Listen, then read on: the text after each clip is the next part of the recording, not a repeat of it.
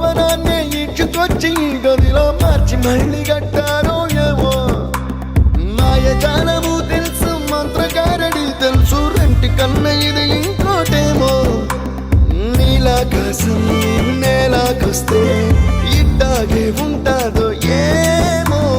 ఈ సంతోషం దాచాలంటే హృదయాలు ఓ వంద కావాలేమో ఇంతందంగా ఉంటుందా ఈ లోకం ఇన్నాళ్ళు ఈ మనసుకి తెలియాలే